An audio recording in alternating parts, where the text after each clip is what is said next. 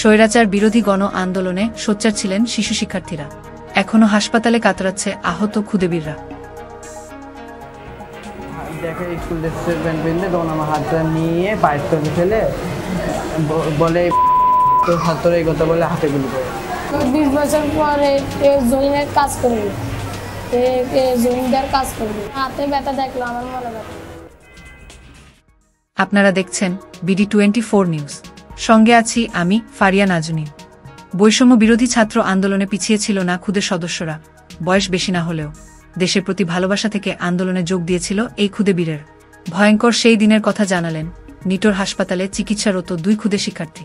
জানিয়েছে কিভাবে police answer বাহিনীর সদস্যদের হামলার শিকার হয়েছে। একটি মানুষকে দমাতে ঠিক কতগুলো গুলির প্রয়োজন পড়ে সেটি কারো জানা নেই। এই আন্দোলন দেখিয়ে দিয়েছে শিক্ষার্থীদের ঠেকিয়ে রাখতে ছোড়া হয়েছে অসংখ্য গুলি। বিজয় দিনে ঘটে যাওয়া সেই বীভৎস ঘটনার বর্ণনা দিলেন 14 বছরের শিক্ষার্থী মোহাম্মদ নিশাত।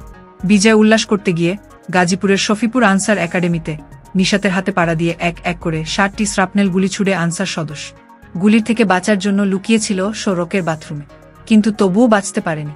অন্যদিকে নিটোর হাসপাতালের আরেক বিছানায় কাতরাচ্ছে 12 বছর বয়সী আফসার হোসেন। নোয়াখালী সুবর্ণচর এলাকার ইসলামিয়া মাদ্রাসার 4র্থ শ্রেণীর এই শিক্ষার্থী আন্দোলনের শুরু থেকে ছিল কর্মঠ। বিজয় উল্লাস করতে গিয়ে পুলিশের গুলিতে আহত হয় আজিমপুর থানার সামনে। দেখে স্কুল ড্রেসের প্যান্ট পিনতে তখন আমার হাতটা নিয়ে পায়ের তলে ফেলে বলে তো ছাত্র এই কথা বলে হাতে গুলি করে। সেটা থেকে আমার মামা মানে যে ধরছে তাকে ধাক্কা মারছে, তখন তাই আমার মামার কোনো গুলি। 20 বছর পরে জমিনের কাজ করবে, জমিদার কাজ করবে, হাতে ব্যথা দেখলো আমার মনে ব্যথা।